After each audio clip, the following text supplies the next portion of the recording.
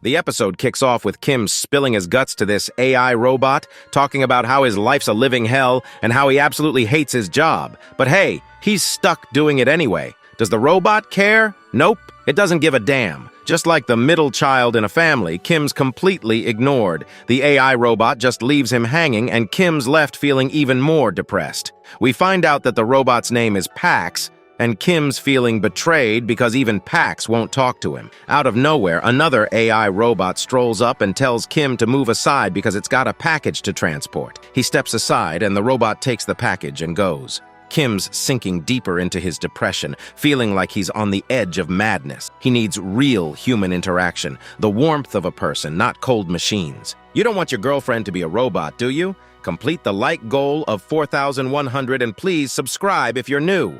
I only need your like and subscribe to keep going.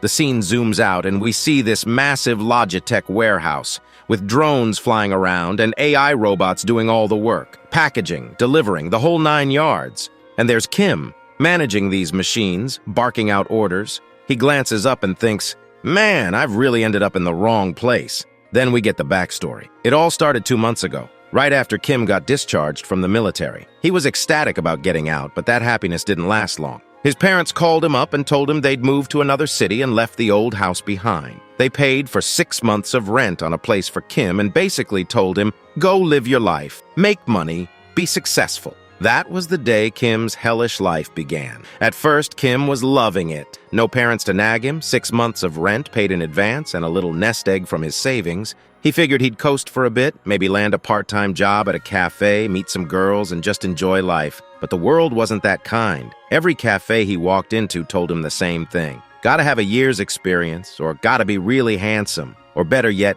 gotta be a girl. Kim's dreams of chatting with girls at a cafe job crushed. So he started applying for other jobs, but one by one, the rejections piled up. 2 months later, his savings were drying up, and depression hit him hard. Feeling useless, Kim messaged his sisters, telling them he felt like the biggest loser in the world. And what did his sisters do? Made fun of him, of course. He's so lazy he's got them saved in his phone as Sister Hash 1 and Sister Hash 2.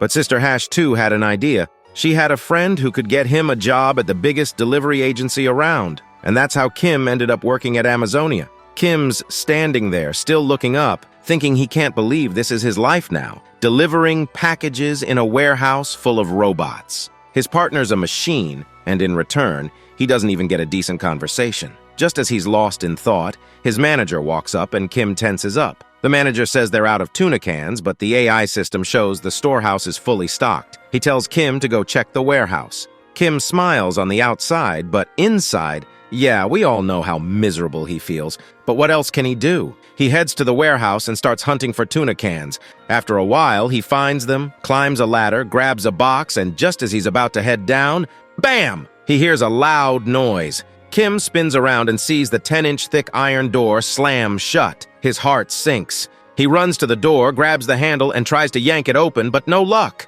In a panic, he calls his manager, but no answer. Now Kim's frustrated. He thinks about calling 911, but decides against it. Maybe it's just a technical glitch. He's not locked in a freezer or anything. It's not like he's going to run out of oxygen anytime soon. No need to blow this out of proportion, right? If he calls 911 for something small like this, his manager might flip out. So Kim waits, but he's bored. He snaps a selfie, sends it to Sister Hash 2, and tells her he's stuck in the warehouse. He figures he'll wait until evening, and if nobody shows up, then he'll call 911. She laughs, but then suddenly texts back, saying a building outside her place collapsed. Now Kim's stressed. He tries calling his sister, but she's not picking up. He's starting to get a bad feeling, and just as he's trying to process everything, the ground starts shaking and his phone falls to the floor. The warehouse alarm blares and an AI voice screams for all employees to evacuate immediately. Kim's heart is racing. He starts banging on the iron door, screaming, "I'm still in here! Open the door!" But nothing. 2 minutes pass and he gets no response.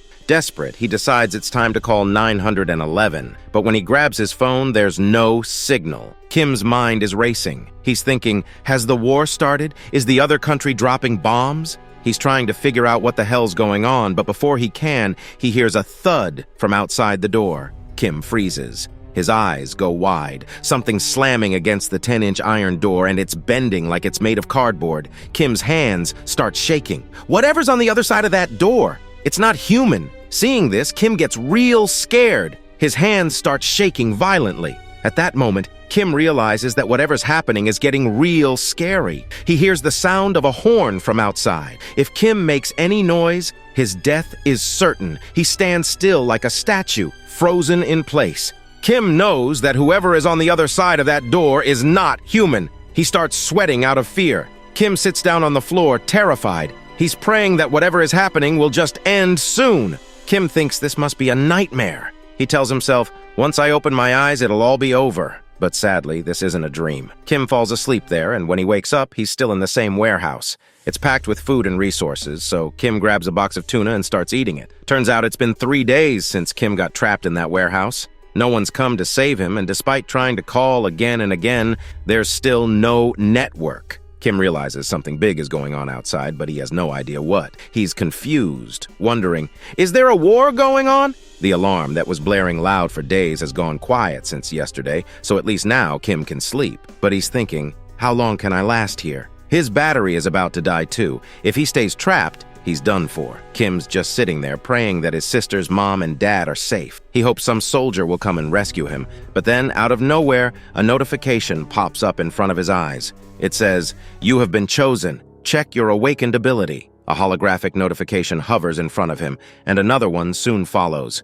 It says Kim's special ability is subspace, and that he can store any object in front of him inside this subspace, but he can only use it once. Seeing this, Kim smiles, a little crazy, and says, "Finally, I've lost my mind." After being alone for months and now trapped for 3 days, it feels like Kim has finally gone mad. He can't even tell the difference between fantasy and reality anymore, but with a smile, he thinks, hey, lasting 3 days in this situation is impressive. If he's really gone mad, might as well act like it, right? Kim sees it says he can store anything in his subspace, so he says, I want to store this entire logistics warehouse. The system confirms, and when Kim says yes, the entire warehouse disappears. Kim suddenly falls to the ground with a bang. He's confused. He gets up, looks around, and is shocked to see that the sky has turned yellow. All the trucks are upside down, and then he sees his boss lying dead, crushed by something big, with his guts spilling out. Seeing this, Kim feels disgusted. He almost pukes, and then he does. While this is happening, the system notifies Kim that the storing has begun. An operating system suitable for Kim has been found, but because he put such a big object in his subspace, it'll take time for the whole logistics center to be fully stored. We see a progress bar showing 6%, but Kim's too busy puking to care. Suddenly he hears loud footsteps approaching. Kim sees a huge shadow behind him. It's the same growling sound he heard when the doors were slamming loudly before. Now Kim knows there's a monstrous creature standing behind him. We see it, a 15-foot-tall orc with big teeth, red eyes, and blood all over its body, standing right behind Kim. He's drenched in sweat. Kim keeps telling himself, calm down. That noise could just be a gorilla or a bear. Maybe it's just a wild animal, right? Without looking back, Kim starts running, thinking, whatever it is, it's not focused on me yet. If I run, maybe I can get away. But as soon as Kim takes off, the orc growls loudly. Kim glances back, and as soon as he does, his eyes go wide, because a real monster orc is chasing after him. Kim starts screaming, running even faster, but his foot slips in his boss's blood and guts, and he nearly wipes out. He's freaking out, unable to process what an orc or some fantasy monster is doing here. He doesn't understand what's happening, and the orc is closing in fast. If this keeps up, the orc's gonna catch him in just a few seconds. Kim realizes his death is inevitable. But suddenly, the system notification pops up again. It says, synchronization complete, you can now enter your subspace. The orc is just a few feet away. Kim yells, yes! Without thinking, and a portal opens in front of him. Just as the orc raises its hand to grab him, the portal sucks Kim inside. Now, Kim's standing inside the portal, eyes closed, thinking, am I in heaven? But when he opens his eyes, he's shocked. The orc is still there, staring at him from the other side of the portal, but it can't come in. With a shocked face, Kim asks, why can't it get inside? Just then, a drone flies in and explains that no one can enter the subspace except Kim. Without his permission, no one can get in. Kim's stunned by how human-like the drone is. He looks around and realizes he's standing in the logistics center where he used to work. Damn! Kim just unlocked Amazon. Domain expansion. Kim was confused and amazed. He asked the system, Did you really put the entire Logitech facility inside my subspace, or are the subspace and the warehouse merged? The system confirmed it. Yes, the entire place was now inside his subspace. The same robots were all there, moving like nothing happened. Then the system announced, "Since you've entered the subspace for the first time, you'll receive a reward for completing the tutorial." A 1-mana stone materialized in Kim's hand, but before he could even figure out what the hell it was, the monster outside started slamming against the portal. The noise startled him, and for a moment Kim almost forgot he was being chased by a fucking monster. The orc growled, drooling, staring at Kim with bloodlust. It couldn't wait to tear him apart. Panicking, Kim frantically shouted, "Are you sure the monsters can't get in?" The system calmly confirmed that nothing could enter the subspace without his permission. Then the system window flashed again, stating that the PAX Fulfillment Center was a 5-story building, covering 33,000 square meters. It had every product needed to improve customers' lives, with a shipping speed of 60 kilometers per hour and a shipment size limit of 2 meters per package. Kim blinked, just as clueless as we are, and muttered, "What the hell does shipping speed even mean at 60 kilometers per hour? But before he could make sense of it, the system further confused him, revealing there were only 2 minutes left until maintenance. "Wait, what?" Kim asked, confused and a bit worried. "Is the whole logistics center gonna shut down after 2 minutes? The drone confirmed this, but added that he could use the Mana Stone to supply energy and keep the facility running. Since Kim had just 1 Mana Stone, it would power the entire place for the next 24 hours. Kim was blown away by the efficiency of the stone, but the drone quickly explained that when the PAX Fulfillment Center was stored inside the subspace, the energy system had been modified to fit its new environment. "So this whole facility runs on Mana Stones?" Kim asked, skeptical. "Is this real or is this just some sci-fi bullshit?" Before the drone could respond, the lights suddenly went out and the drone started flashing warning signals.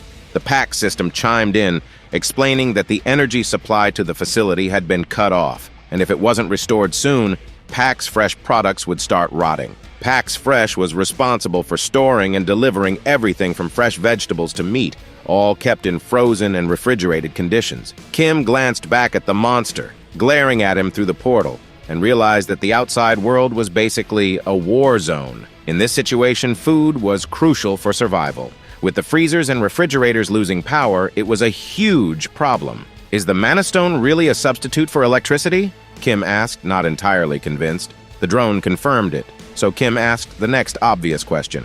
"How do I get more Mana Stones?" The drone replied in a matter-of-fact tone, "You can obtain Mana Stones from beings of another world." Well, that wasn't exactly comforting. Our boy Kim was not thrilled at the idea of fighting some muscle-bound monster that could rip him apart like paper. "Use the Mana Stone for now," Kim sighed, giving in, and then he bolted into the facility to grab some weapons. Once inside, he picked up a handful of weapons, and the system flashed the price for each. He started worrying about running out of supplies if he just threw everything at the monster. Plus, he wasn't even sure if these blades could penetrate the monster's thick skin. So, he came up with a plan.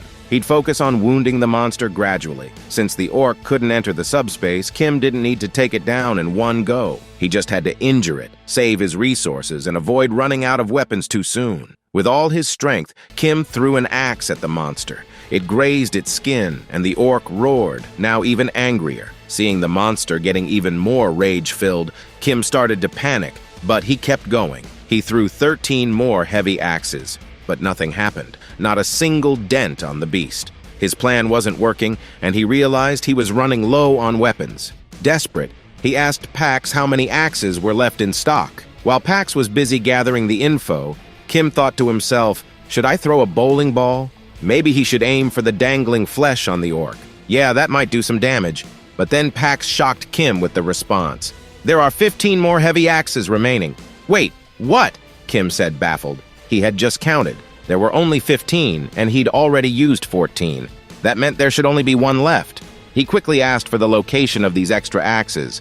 Once Kim reaches the storage area, he's shocked to see 15 axes scattered all over the floor.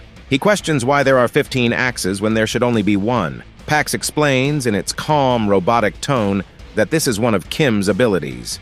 He can duplicate any item inside his subspace, except Mana Stones. This revelation hits hard. If what Pax says is true, then Kim has access to infinite stocks of weapons. The system confirms it, leaving Kim relieved. He doesn't need to worry about running out of weapons ever again. He could just toss axes at the monster all day long without depleting his stock. Feeling a bit cocky, Kim jokes to Pax, saying, "At this rate, my shoulder's gonna give out before this thing dies." Pax, ever the helpful system, suggests something interesting. Why don't you try the automatic shipment system? Pax explains that Kim can ship one object every 30 seconds, and if he wants to reduce the shipment time, he can upgrade his subspace level using mana stones. Kim's like, "Wait, what? Ship an axe to the orc? How?"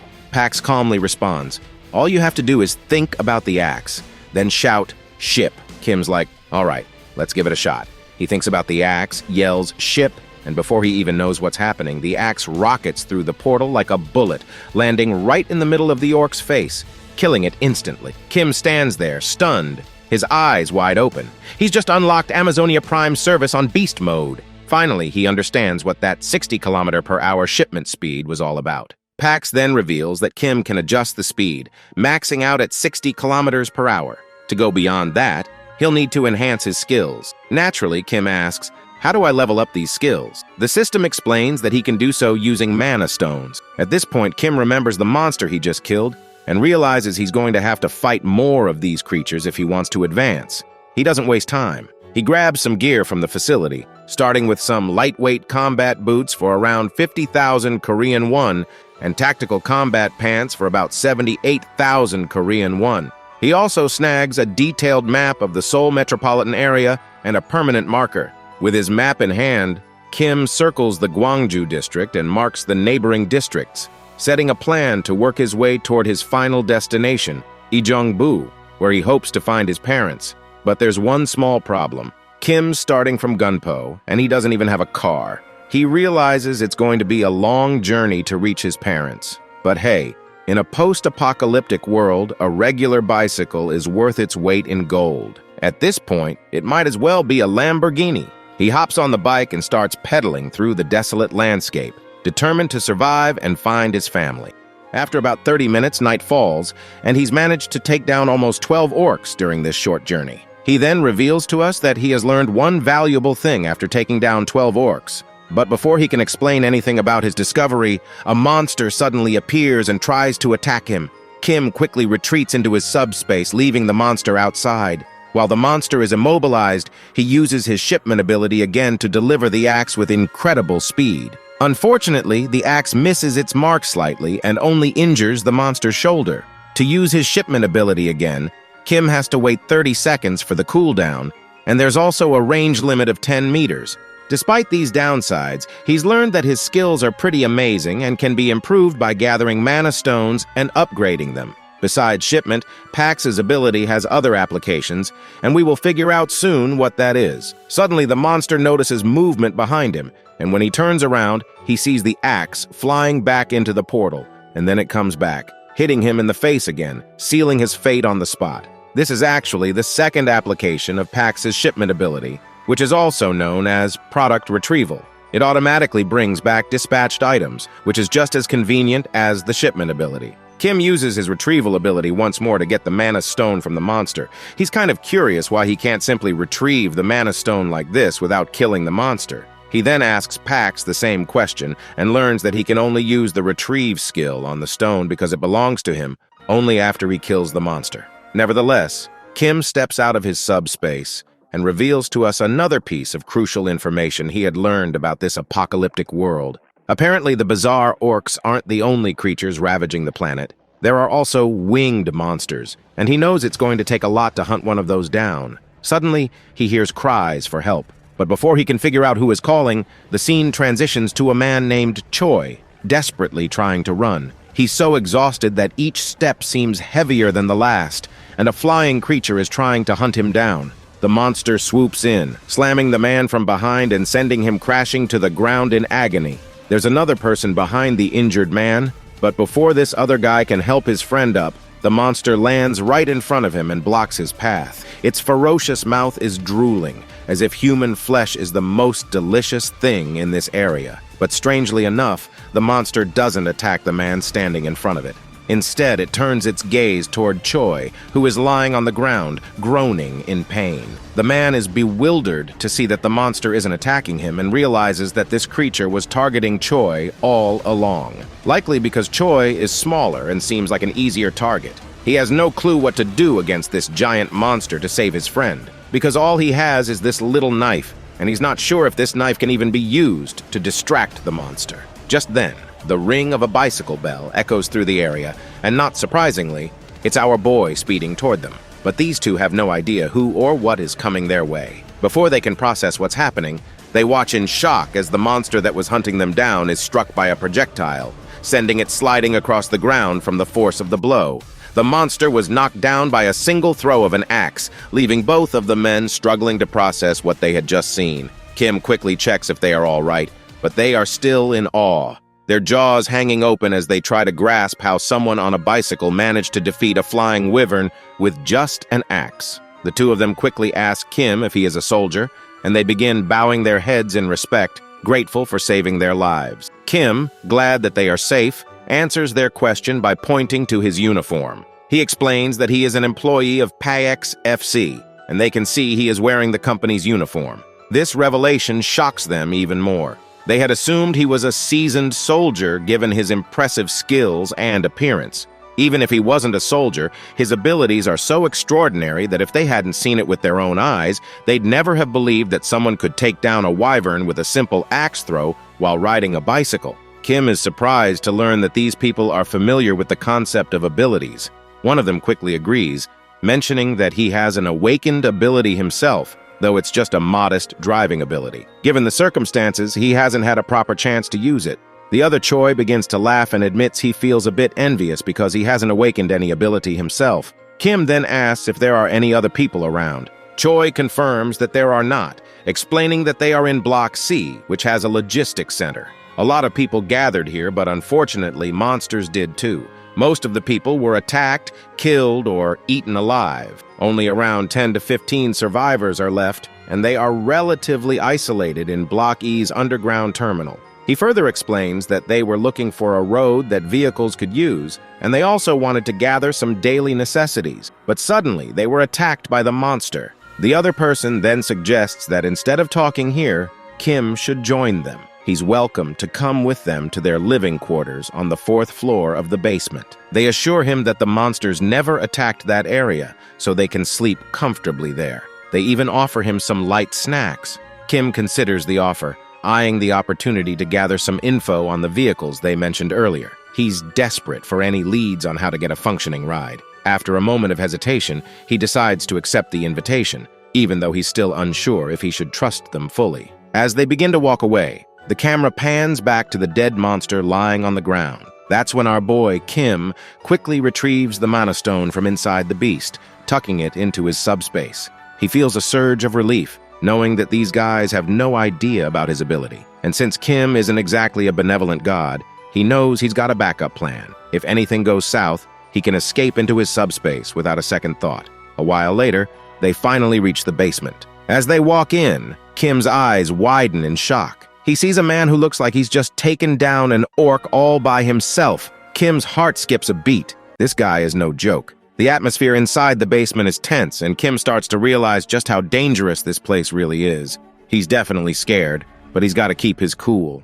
Choi quickly runs over to his friend, asking what happened and if everything is all right. The orc killer reassures him that everything is fine, explaining that the orc must have wandered in by accident. Fortunately, it didn't see them, so they were able to take it out easily. No one is injured, but they can no longer be sure that the place is safe. On the other hand, Kim feels a bit terrified by how dangerous this place is, but he quickly snaps out of his thoughts when the orc killer asks about him. Choi explains that Kim is the one who saved them from the wyvern and used to work for PAX FC. He also mentions that Kim is quite strong, having killed the wyvern with a thrown axe from a distance.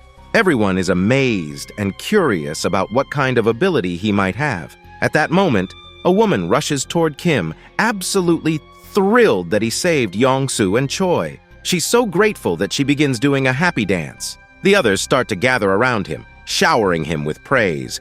Kim tries to downplay it, saying he was just doing what he had to do. Just as our boy is getting so much attention, Choi tries to disperse the crowd, telling them not to tease the young guy. Just then, the orc killer speaks up, saying that everyone here has been working together for over 10 years, and that Yongsu and Byung-chul are like family to him. He's genuinely grateful to meet someone who saved his family and introduces himself as Lee Jin-mok, the center manager of Amazonia. He even bows his head in respect for saving his two friends.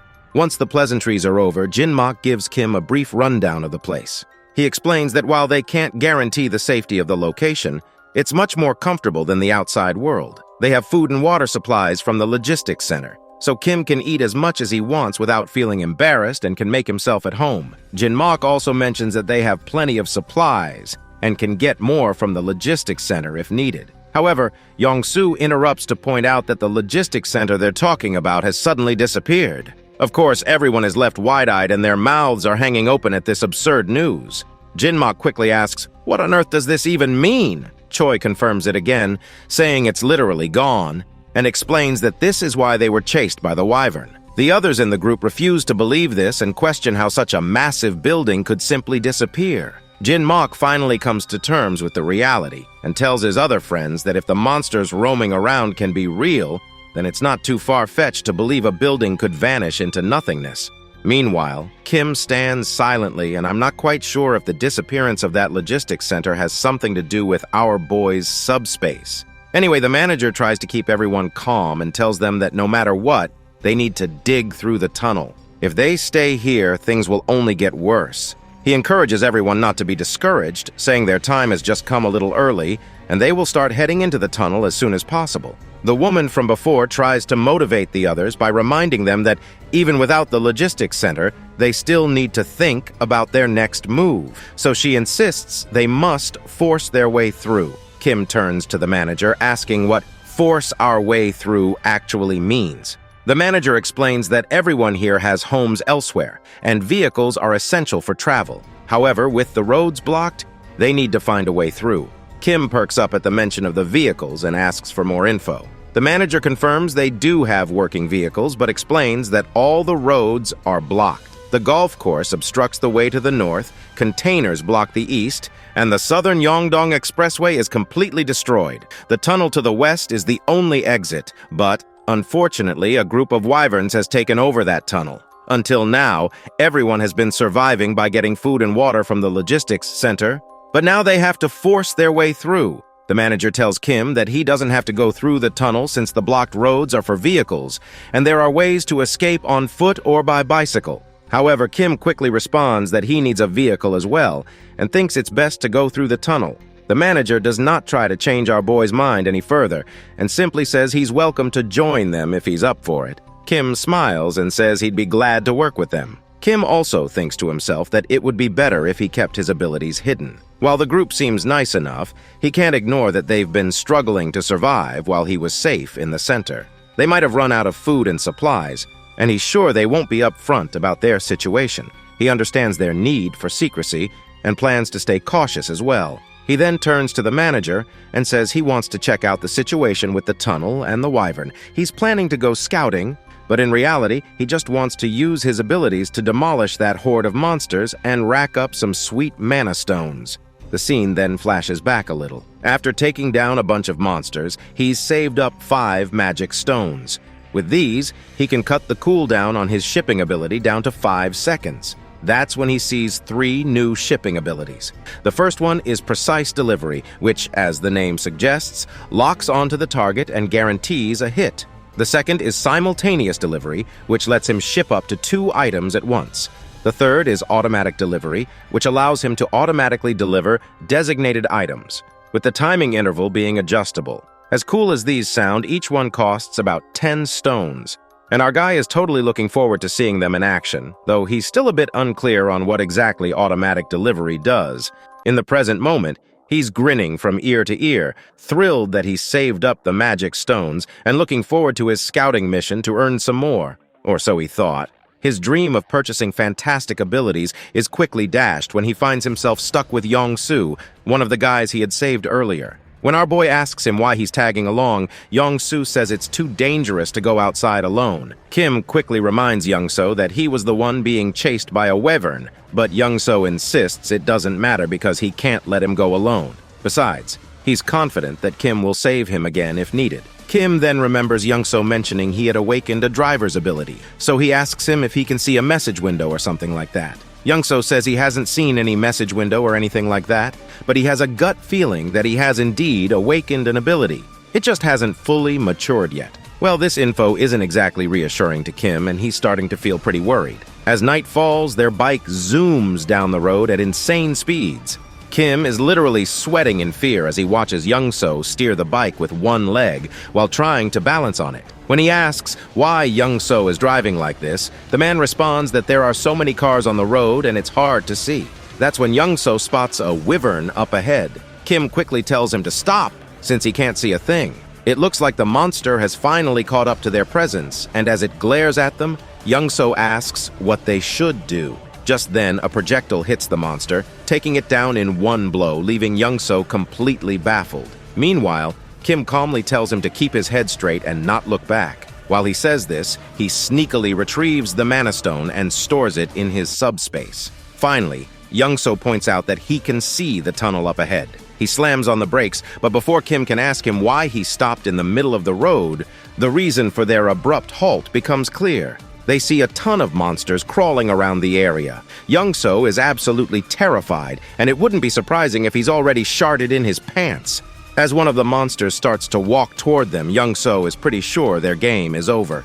Even with the electric bikes, there's no way they can outrun this many wyverns.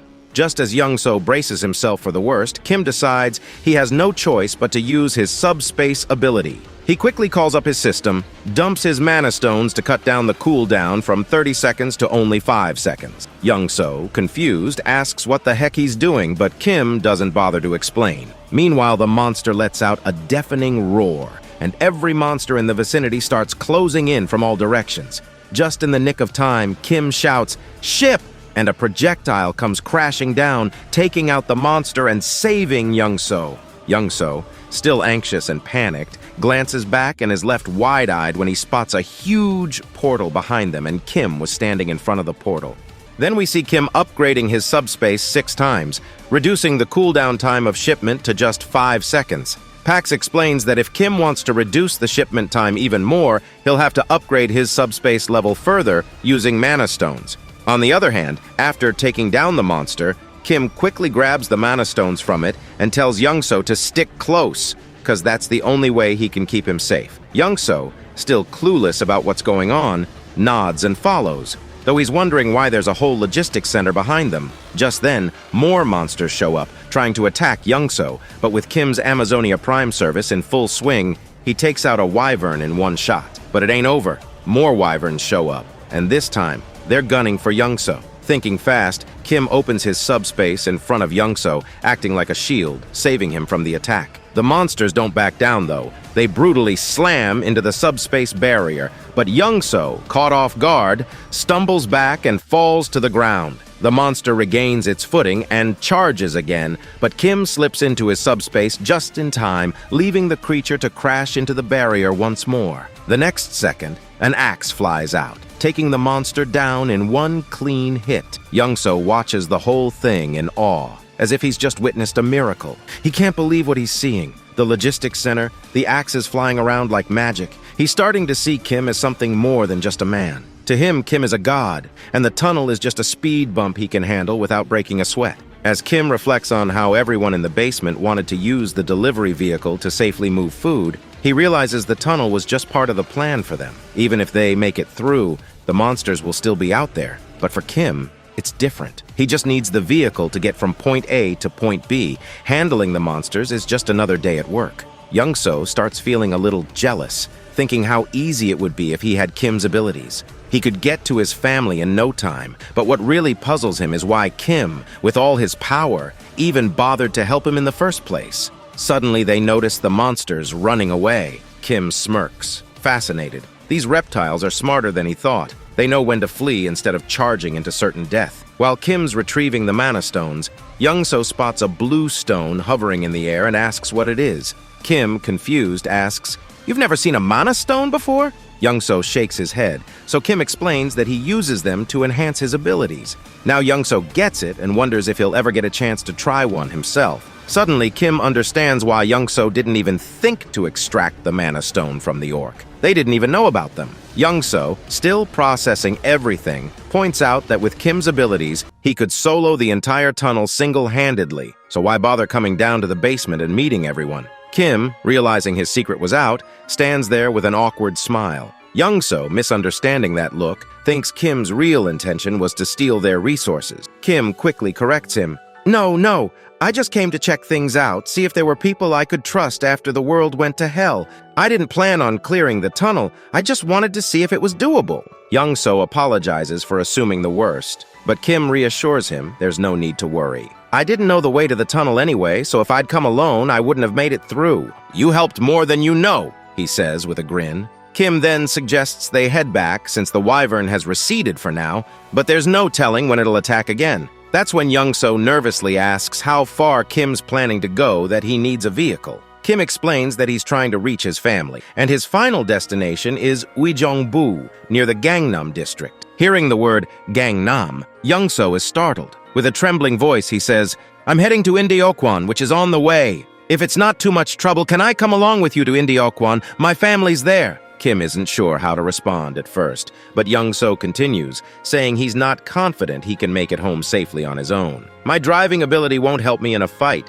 but with you around, we've got a better chance of getting through." Youngso promises to help Kim reach Gangnam faster than anyone else and swears he won't be a burden. He even offers to provide food along the way. Kim starts seeing some real value in this partnership. Youngso's driving skills are beyond doubt, and more importantly, if this guy is on his side, he won't spill the beans about Kim's abilities. It's a win-win situation because Kim fears that if his abilities became known, there's no telling what people might do, maybe even try to assassinate him, though that might be overthinking it. Still, better safe than sorry. So all in all, Kim finally gives Youngso the green light to tag along, and Youngso perks up like a kid in a candy store. Kim then tells him he'll handle the tunnel and makes it clear that Youngso should keep his abilities a secret. He even asks him to make sure everyone else stays out of his way. Youngso eagerly agrees, promising to ensure that everyone cooperates. He's super positive about it, ready to do his part. But things don't go as Kim hoped, because that foolish guy went ahead and told everyone that Kim would be able to break through the tunnel on his own, using his awakened abilities. All they need to do is wait outside until he's done, and then they can move forward. Kim is left wide-eyed and clueless, seeing that Youngso just spilled the beans on what was supposed to be a secret. The others are astonished by this news and are eager to see how Kim is going to pull it off. Youngso, on the other hand, is more than happy to explain, while Kim curses his rotten luck, realizing he's now in a tough spot. In the end, Kim steps up and says that by tomorrow morning, he'll have the tunnel cleared for everyone to leave. In his mind, helping them is the best plan he has, considering they still have food supplies, which should keep things relatively calm. Once the supplies run out, chaos will likely erupt among everyone, so it's wise to clear the tunnel and ensure everyone can leave safely. That's when the manager calls out to Kim, saying he won't pry into his abilities or ask any questions about them. Instead, the manager respects him for the decision he has made to help everyone. He offers some food supplies from their reserves to Kim, which leaves him quite taken aback because this much generosity is just too much. The manager explains that since Kim risked his life to scout the tunnel, all they can offer in return is a bit of food. Now that he's even clearing the tunnel for them, they feel they can't repay him enough for his kindness. They apologize, saying all they can offer right now are a few words of gratitude. Kim tries to explain that he did it for himself because he wanted to, and that they shouldn't have to go to such lengths to help him. He insists that the food must be meant for their families and tells them to keep it. Youngso, however, steps in and tells Kim to just take it, and further points out that rejecting the food would be too harsh for everyone involved. Youngso also reminds Kim that he has a family too, just like everyone else. At that moment, Kim sees how excited everyone is to reunite with their families, and it makes him feel a pang of sadness because he doesn't want to let them down. As everyone enjoys their time together, the next day arrives. When they finally reach the tunnel entrance, Kim tells everyone to stay back. He then starts pedaling his bike into the tunnel,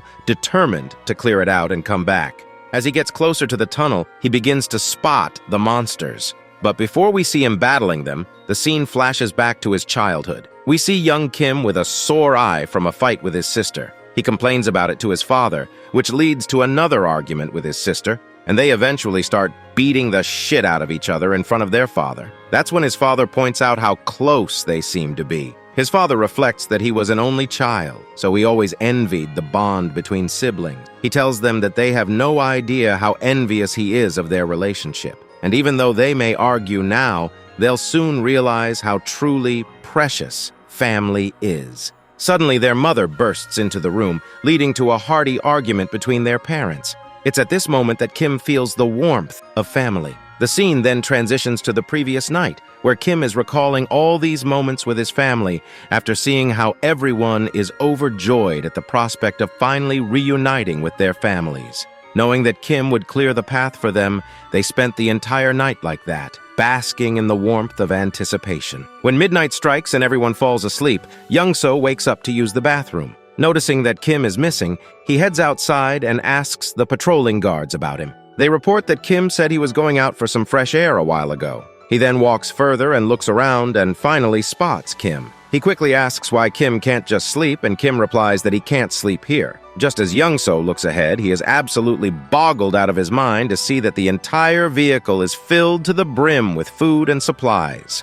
Young-so finds this ridiculous and quickly asks why Kim is giving away so much stuff. Kim just casually mentions that he only loaded about half to avoid making the vehicle too heavy, but this amount should be more than enough for everyone. Young-so is even more astonished when Kim says this is the last vehicle he had to load. The realization hits Young-so quite hard because if this is the last vehicle, then Kim must have packed the other 15 vehicles with the same amount of supplies as well. Kim quickly tells him to keep this a secret from everyone else. Young-so, however, points out that if Kim is giving away all of this stuff, what will they use during their journey? Kim just casually says they still have plenty of supplies left. Young-so is left astonished to hear this, realizing that the amount of supplies Kim just generously gave away is more than what you'd find in an entire logistics center. He can't fathom how much Kim must have in stock to give away so much. We return to the present, where Kim is effortlessly demolishing monsters like it's no big deal. As he fights, he thinks about how much easier it would be if he could just put all the people into his subspace and carry them to the other side. Unfortunately, his system states that with the current subspace level, it's not possible. But if he achieves subspace level 2, he could accommodate up to 20 people. To reach that level, he'd need to gather at least 100 mana stones. Kim quickly does a mental tally and notes that there are at most about 40 monsters, with a few running away. Given the numbers, leveling up here isn't feasible. He still needs to think of another way to level up, because he eventually wants to put his own family into the subspace. Suddenly, Kim notices something unusual among the fleeing monsters.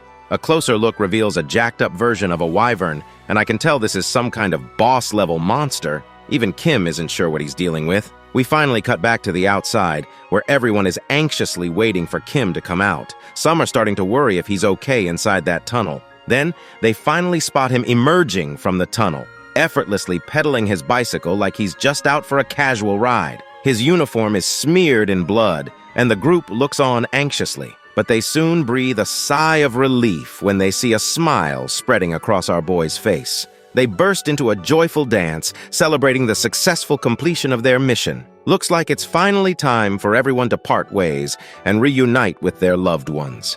They express their gratitude to the manager for sticking with them until the very end, hoping he gets home safely as well. Kim hints that if they run into any trouble, they should try opening the cargo hold, as he has prepared a little gift that might be helpful. Everyone is intrigued and curious about the gift, but they eventually get into their respective cargo trucks and start making their way through the traffic. Once they cross the tunnel, they wave their goodbyes one last time and head down their separate road. We then see Kim sitting in the passenger seat, still preoccupied with the monster he saw in the tunnel. He's unsure if it was actually a wyvern, as it fled so quickly he didn't get a good look. He starts wondering if the wyvern he spotted was a leader, or maybe just an adult version of these monsters. But his thoughts are cut off by a weird crunching noise coming from under the truck. When we look near the tires, we see the trucks have run over some dead bodies, and the driver's face is full of sadness from hearing the bones breaking. Even Kim can see the regret on his friend's face, but they got no choice but to keep moving. With bodies and wrecks everywhere, there's no clear path and it's a mess no matter where they turn. He thinks to himself that if his discharge had been delayed by just 3 months, he might have been one of those dead soldiers. The whole situation is worse than they thought, with monsters still munching on the corpses. Suddenly, Youngso calls out to him, which snaps our boy out of his thoughts. Once he looks ahead, they see the road is blocked up ahead. Youngso points out that the barbed wire looks like it was set up by the military to block something, and they'll have to take another route. He mentions there should be another bridge they can cross. But that's when Kim spots something at the end of the blocked bridge. As we take a closer look, we notice a new type of monster we've never seen before. Now it finally makes sense what the military was trying to block. While Youngso is panicking and considering turning the car around, our boy sees this as an opportunity to level up his subspace. He then notices a narrow sidewalk on the road, perfectly blocked on both sides.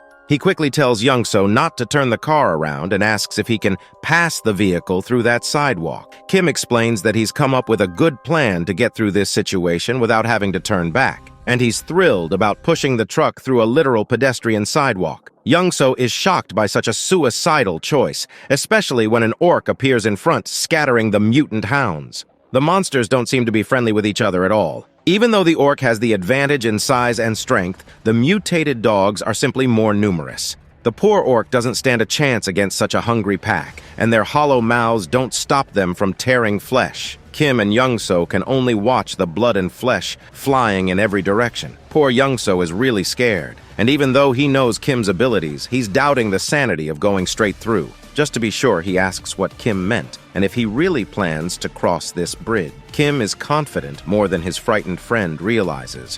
While Youngso tries to gain courage, Kim asks him a strange question. Ever heard of a game where 3 races wage war against each other? It's called Stark, a space strategy game. But Youngso, being much older, has no idea about this game. Kim decides to explain. In the game, players could play on customizable maps and change settings however they wanted. One of Kim's favorite maps involved fending off swarms of monsters with limited units and using terrain to their advantage. And to Kim, this current situation feels just like that map. Of course, Youngso doesn't know why he's being told all this, but his understanding isn't necessary. All he has to do is follow what Kim tells him. First, Youngso has to turn the car around and back up to the barbed wire barrier. Naturally, tearing down the barbed wire makes a ton of noise, attracting the attention of the monster hounds that are busy feasting. Now, it's Kim's turn to get down to business. He activates his system and resorts to the last skill he wasn't even planning to use, but now's the perfect time. He unlocks the auto ship skill by spending 10 magic stones. He immediately asks Pax to use all his remaining magic stones to increase the shipping speed. Pax did so without delay, and now the shipping speed had increased to 100 kilometers per hour. Now that everything was ready, Kim could invite the mutant hounds that had been eating the orc to come at him. After a hearty lunch, it's playtime. The unsuspecting dogs rushed forward, but they didn't make it in time. The double-door refrigerator quickly demolished them completely. As you can see, this game was not fun for the hounds. It didn't end with the first refrigerator. More and more came after it. In just a few seconds, Kim received 12 magic stones and he was very happy about it. The reinforced shipping range and delivery had been improved while he was still clearing the tunnel. Kim might be throwing axes instead of refrigerators now, and together with the recently improved precision delivery, it could be quite effective. But while using precision delivery last time, Kim found out that this skill doesn't track the target all the way. Instead, precision delivery only slightly corrects the direction according to the movement of the target. This could be a big problem against these hounds, which are not just fast, but incredibly quick. Even an axe,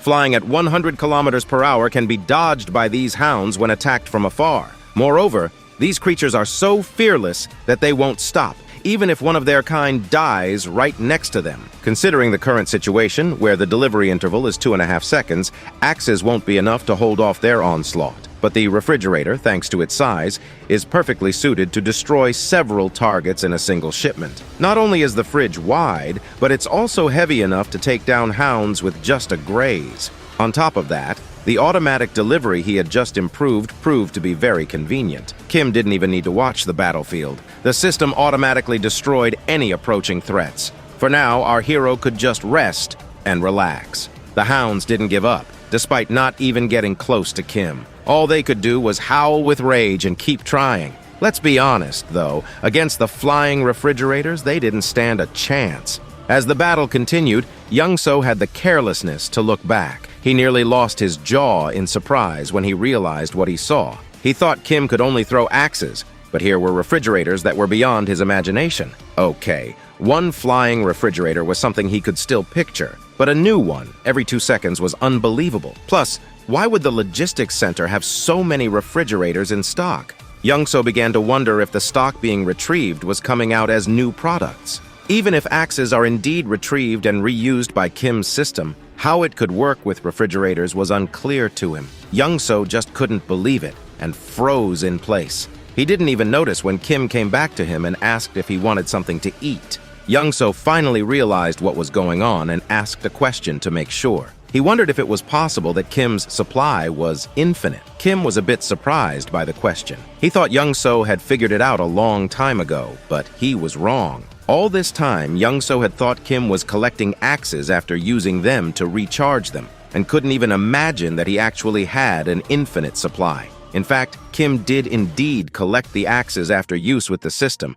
but only so that they wouldn't lie on the road and accidentally injure someone. Hearing this didn't make Young-so feel any better. He still couldn't believe that items could be infinite. When he came to his senses a little, our hero asked again what he wanted to eat. Young-so had had a difficult day of emotional turmoil, so a Coke Zero and a donut were more than enough for him. While they ate quietly, the delivery system behind them was mercilessly scattering hounds. Young-so was a little ashamed of his stupidity and how he had underestimated Kim's abilities, but he was still grateful for the food, even if it was infinite. Our hero was only happy to share, and was also grateful to Young-so for his trust from the beginning. Now, if Young-so needed anything, he should just let Kim know. Kim had almost everything in stock, but Young-so wasn't in a hurry to overuse someone else's generosity. He had enough of what Kim had done for him, clearing the way of monsters and helping him get home faster. After crossing this bridge, it would only be about an hour's journey to his home. Kim was happy to hear that his friend would be able to see his family soon. Young-so was too, but he also had fears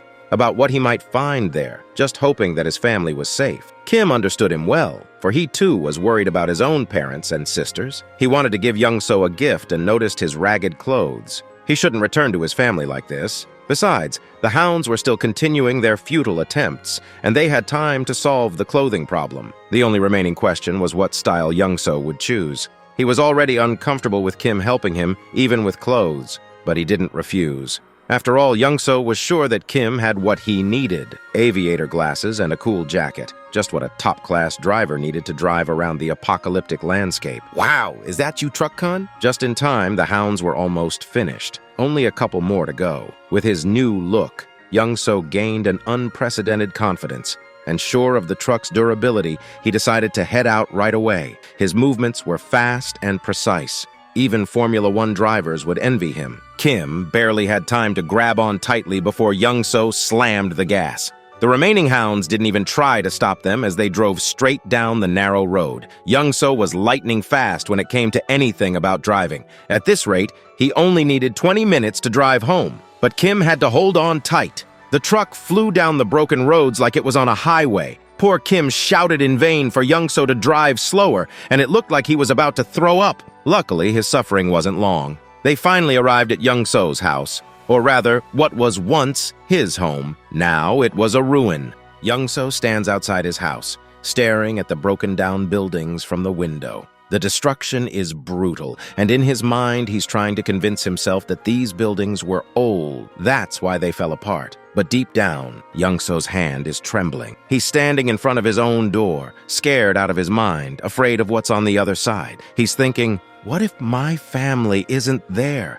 What if I open this door and find their bodies? His fear is suffocating. He keeps repeating to himself that they're safe, that he'll open the door and everything will be fine. But his hands won't move. He's too paralyzed to turn the handle. Kim, standing behind him, watches and knows exactly what's going through Young-so's mind. The man drove like a madman, clearing what should have been an hour's drive in just 20 minutes, all for the hope of reuniting with his family. It shows just how desperate he was to get here. But now, face to face with the possibility of finding something horrible, Young-so can't move. Kim understands. If it's a corpse he finds behind that door, Young-so might as well die too. Kim knows Young-so won't be able to open it, so he steps up, places a firm hand on Young-so's shoulder, and offers to open the door for him. Young-so freezes, a mix of frustration and fear painted across his face.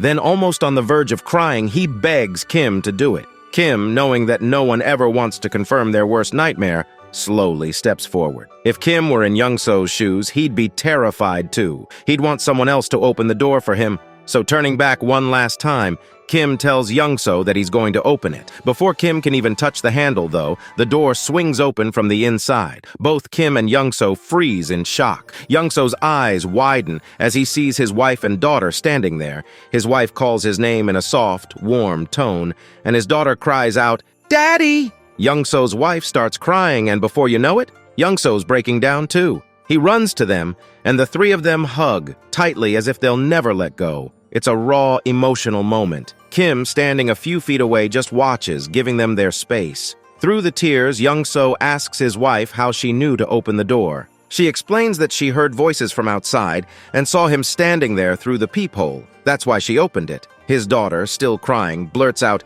"Dad, I hate you! Why did you make me wait so long? I was so scared!" After a while, Young-so's wife finally notices Kim standing in the background. She asks, "Who's this?" It's only then that Young-so remembers Kim's presence. But before he can explain, Kim's vision starts to blur, and suddenly, bam! He collapses to the ground. Young-so shouts, calling out to Kim, but Kim can't hear anything. His body is shutting down. He hasn't slept properly in 3 or 4 days, and the exhaustion finally caught up to him. The darkness overtakes him, and Kim slips into a dream. In the dream, he's hit by brute force, but it's not a punch, it's a pillow. And standing there, holding the pillow, is his elder sister. She swings it at him, knocking him to the ground, and Kim shouts at her, asking why she hit him so hard. "It hurts!" he complains. But his sister just looks at him, annoyed, and says, "What do you mean hard? That was a soft hit. You're such a crybaby." She's unbothered, brushing it off like it was nothing. Meanwhile, Kim is ready to run to their dad and tattle on her. He storms off,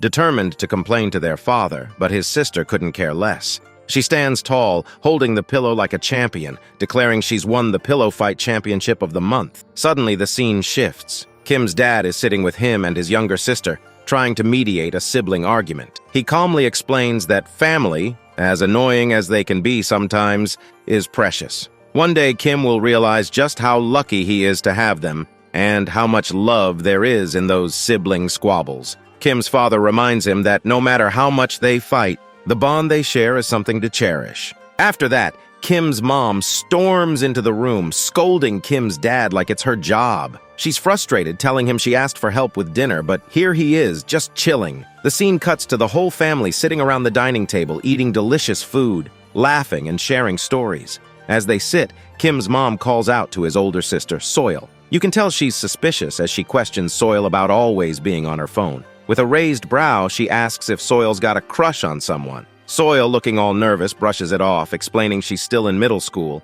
and it's just her friends texting her nonstop. That's how things roll these days. From the outside looking in, this family is lovely, pure peace and joy. Kim's dad, who can't help but jump into the convo, starts talking about how Soil is into boxing and tells her there's a sports club at Young Korean Middle School she should check out. With a smirk, Soil confesses that the only reason she picked that school was for the boxing club. Meanwhile, Kim's ears perk up at the mention of middle school. Fast forward a year, and we see Kim has joined the same middle school as Soil. He's hyped, ready to make new friends and have fun, but things take a hard left. Nothing goes as planned. Instead of making friends, Kim finds himself being bullied, day in and day out by the seniors. They beat him, mock him, and Kim, being a crybaby, doesn't fight back. He just takes the hits day after day. But one day, someone steps in. Soil, his savage older sister, rolls in like a storm. With a creepy, deadly look, she grabs one of the bullies by the hand and with one punch, breaks it. Kim is beyond happy to see his sister, his savior.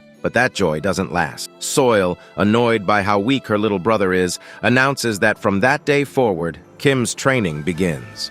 And so begins Kim's hellish days of being trained by his devilish sister. The training is brutal, but it works. Soon enough, no bully dares to mess with Kim again. For a while, the life seems all right. Kim makes friends, has fun, and cruises through middle school. But as time passes, we see his younger sister land a job at a nursing school, leaving Kim and Soil both shocked, while Kim is chilling on his PS5, barely keeping up. Then comes the moment that flips his world upside down. Kim's dad walks in, telling Kim the time has come. Kim doesn't get it at first, but when it hits hard. It's time for his military enlistment. The family is worried, even though Kim tries to act tough. On the outside, he's all big man, but inside he's crying. He doesn't want to leave his family behind. And after that, well, we all know how it played out. Then slowly, Kim's eyes flicker open. He's confused, a bit scared. He's lying in a bed, unsure of where he is. He remembers being unconscious, standing outside Young-so's door, meeting his family. But everything after that, blank. He has no memory. His mind races.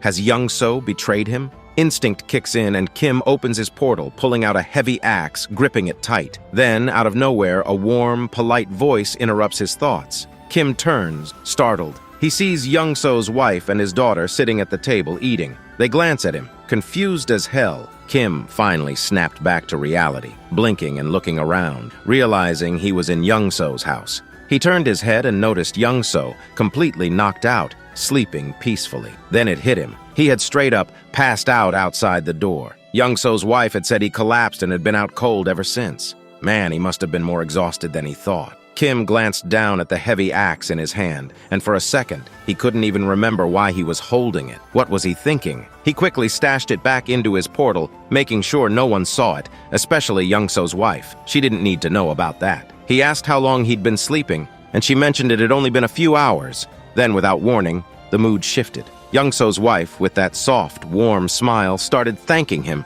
telling him how grateful she was for everything he did. Kim could feel the weight of her words. How he helped Young-so, saved his life, and brought him back home safely. The gratitude in her eyes, the way she bowed her head, it made him a little uncomfortable. Kim wasn't used to this. He felt a bit awkward, nervous even, and he just wanted to brush it off like it was no big deal. He thought about how Young-so had helped him, too. It wasn't like he did everything alone. But then, just as Kim was about to push it aside, Young-so woke up. Still groggy but determined, he jumped in to back up his wife, insisting that Kim had done more. Young-so made it sound like driving Kim here was nothing compared to how Kim had saved him over and over again. To Young-so, Kim was a straight-up lifesaver. Even if Young-so hadn't been there, he figured Kim would have made it here on his own. But then Young-so's wife switched gears, saying they all had to be hungry. And with that, the vibe shifted once again. Kim's stomach growled, and he realized he hadn't eaten in what felt like forever. She mentioned that Young-so had refused to eat without him,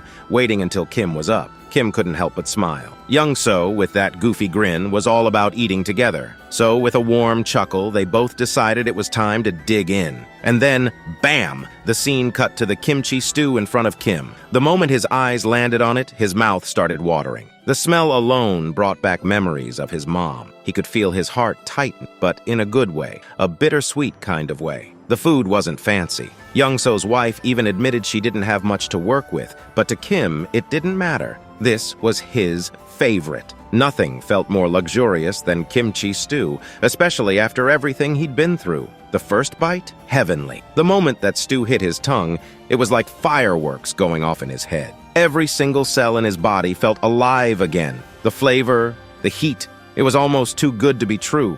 And just like that, it took him back. Back to when he used to eat with his family. Back when things were simpler. But then, as the meal wrapped up, Kim felt a wave of sadness. For the first time in 3 months, he'd had a meal that reminded him of home, of family, and it made him ache. He missed them so much it hurt. Young-so, noticing Kim's quiet sadness, brought the conversation back to their journey. He mentioned that their next stop was Gangnam, and suddenly Kim paused. The realization hit him, and in that moment, he was shocked. Kim couldn't understand what Young-so was saying at first. The whole thing just felt off. Then Young-so explained it all. He'd already talked this over with his wife. Once she heard about Kim's situation, she insisted that since Kim had helped Young-so reach his family, Young-so should do the same for him. Kim was still feeling confused, though. Even if Young-so took him to Gangnam, how would Young-so get back safely on his own? They stepped outside to clear their heads, And that's when Young-soo broke down the full plan. He'd drive Kim to Gangnam in his truck. Then Kim would have to leave his electric bike with Young-soo.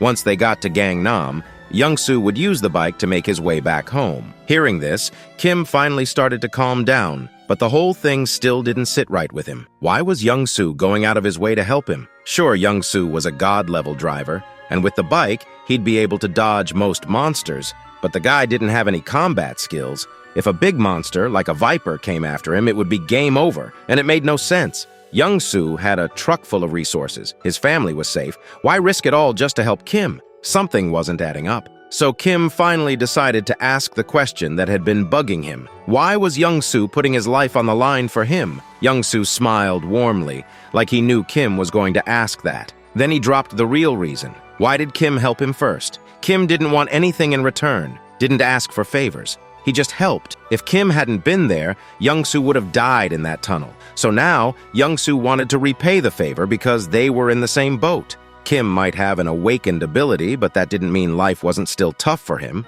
Young-soo knew what it felt like to be desperate, to hold on to hope that your family is out there somewhere, safe. That's why he risked the tunnel. And now, he wanted Kim to feel the same joy he did when he reunited with his family. But Young-soo, with that sly grin, reassured Kim that if things got too dangerous, he'd get out. His driving skills would get him out of any situation. He wasn't about to risk his life unnecessarily, so Kim didn't need to worry. That's when Kim got hit with a flashback. He remembered when he first left for the tunnel, spotting a car with the keys still inside. Young-soo could have left everyone behind, but he didn't. He stayed with the group, helping them out. That's when Kim realized Young-soo was lying. He wasn't going to abandon Kim. He just didn't want to admit how far he was willing to go to help. So, with a kind smile, Kim agreed, but he added a condition. If Young-soo was coming with him, he had to bring his family along. Kim explained that he'd upgraded his subspace, and now he had the ability to bring others inside. Young-soo's family would be safer in there than in the building. Without hesitating for even a second,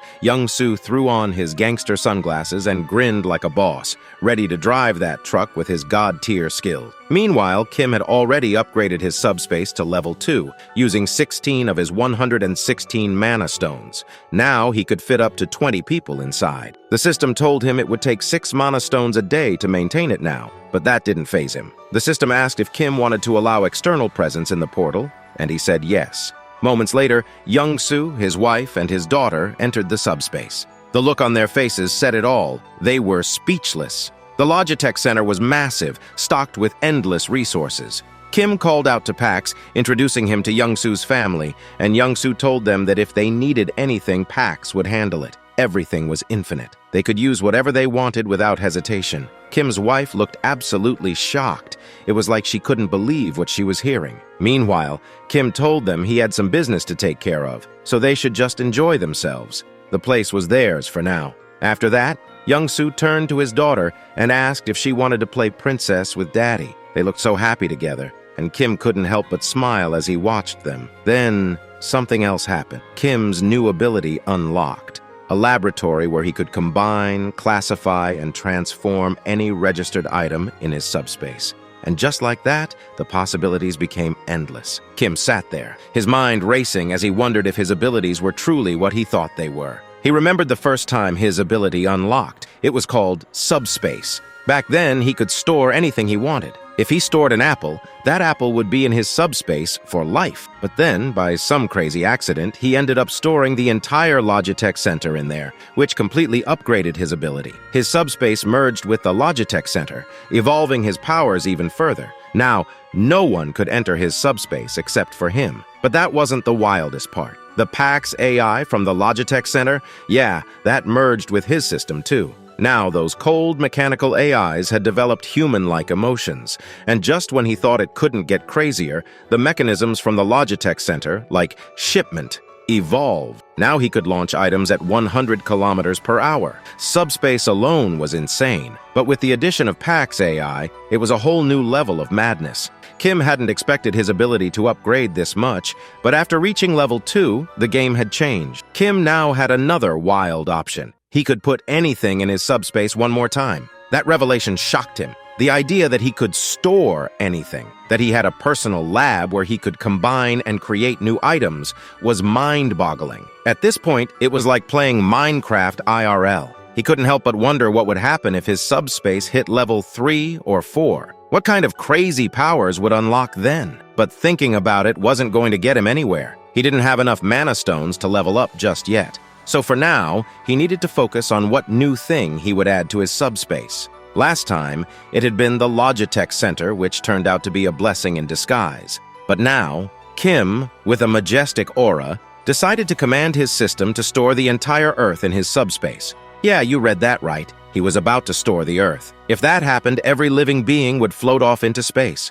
The system asked for confirmation, and Kim, with a bit of tension, confirmed. But after 2 minutes, nothing happened. Then the system sent a notification: failure. The Earth couldn't be stored because it was outside the storage range. Kim sighed, figuring something like that would happen, but he had to try. It was worth a shot. Suddenly, Youngso appeared, talking about the route to Gangnam. Kim listened, but quickly asked why Youngso wasn't playing with his daughter like he had said. Youngso smiled kindly and explained that his daughter had been scared in the building, never feeling safe. But now, in this new place, she felt secure, and that's why she'd finally fallen asleep. It was all thanks to Kim. Youngso was grateful, and Kim, always humble, reminded him that Youngso had helped him just as much. If it hadn't been for Youngso's driving skills, Kim wouldn't have made it this far. They were even, in his mind. But Youngso, with a serious tone, said he'd do whatever he could to help Kim. The scene shifted, and there they were. Youngso, driving his truck in God mode, rocking his gangster glasses. Kim was tense, feeling like the air had gotten heavier. Something was off, and he could feel it. Youngso, smiling, casually said that driving was the only thing he was good at, and he was confident no one could drive faster than him. He told Kim to buckle up, because things were about to get wild. Kim knew exactly what was coming and started crying inside. And then it happened. Youngso hit the gas, and the truck blasted off like a rocket. In no time, they had covered a huge distance, but everywhere they looked, there was nothing but destruction. The land was torn apart, and buildings were in ruins. While Youngso kept his cool, smiling, Kim looked like a zombie. His face was pale, dried up from the stress. Youngso mentioned they'd be at their destination soon, but just as they were closing in, they saw the road was blocked. Military barricades, complete with spike strips, were laid out. Kim realized something wasn't right. These weren't normal barricades. As they looked closer, a military jeep approached, but the people inside didn't look like soldiers. Kim tensed up, serious now. Those men, they weren't military, they were coming for trouble. Kim knew if they tried to escape, they'd be gunned down. Youngso asked, tense, what they should do. Kim opened his portal and told Youngso to get in. He'd handle the rest. Without hesitation, Youngso slipped into the portal, and Kim prepared to face whatever came next. Kim stood by the truck, eyeing the 3 guys stepping up with guns in hand. They strutted up like they owned the place, barking orders. One of them, all muscle and no brains, had the nerve to tell Kim to get out of the truck. Kim, barely holding back a smirk, just stared them down with a deadly glare. Without a word, he stepped out. They popped open the back of the truck and were shocked to see it packed with food. Their eyes lit up, like they hit the jackpot. They turned to Kim, asking if all that food was his. Kim, calm as ever, just nodded. But the musclehead stepped up, flexing his authority, and said that this food wasn't Kim's anymore. It was theirs now. Kim knew these clowns weren't military, not even close. These jokers were just after his resources. Musclehead, trying to look tough, asked Kim where he got all this stuff from. Kim, deciding to play dumb, acted like a clueless delivery boy and said he worked at the Logitech Center. They weren't buying it and demanded to know where the center was. Kim explained in the most casual tone that even if he told them, they wouldn't make it there. The roads were blocked, and monsters were all over the place. He had barely made it himself, just trying to survive. Musclehead wasn't impressed. He shot Kim a deadly stare, asking how much more loot was left at the center. Kim, playing along, said the food in the truck was just a fraction of what was stored there. One of the other guys checked his watch, muttering that it was almost time. Kim was confused. What were they rushing for? Before he could figure it out, bam! Musclehead punched him straight in the gut. Kim hit the ground hard. Wind knocked out of him. Before he could even catch his breath, the ugly fatso behind them slapped a cloth over Kim's face, knocking him out cold. Next thing, Kim woke up in a dim room tied to a chair. His vision was still blurry, but he saw Ugly Fatso sitting in front of him on some wannabe commander's throne. A body lay on the ground nearby, blood pooling around it. Clearly a dead soldier. Kim quickly put it together. These thugs had taken over the military base. Ugly Fatso started talking, explaining how they'd killed off the military and made themselves the new bosses around here. Turns out they'd been fighting Vibrants, flying monsters that came every day at 6 p.m. sharp. The military had tried to fight them off with guns, but nothing worked. So they recruited people like Ugly Fatso and his crew. But when the military couldn't keep up, Fatso and his gang just wiped them out. Now, Ugly Fatso was the self-proclaimed commander. He made it clear to Kim that he hadn't killed him yet only because he needed him. Kim's job? To go back to the Logitech Center with some of Fatso's guys and raid it for resources. If Kim succeeded, maybe, just maybe, Fatso would let him join their gang and protect him. Kim had heard enough. Annoyed didn't even begin to cover it. He was beyond done with these clowns. He stood there, pissed, thinking about what to do next. Then it hit him. This military base would make the perfect addition to his subspace. Without a second thought, he ordered Pax to store the entire Joint Commander Communication Headquarters into his subspace. Fatso didn't even realize what was happening. He sat there, confused,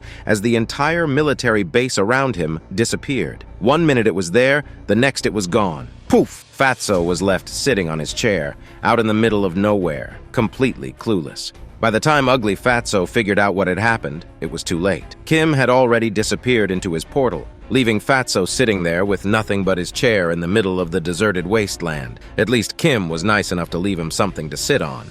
Write the next part in the comments and don't forget to like and subscribe. Goodbye.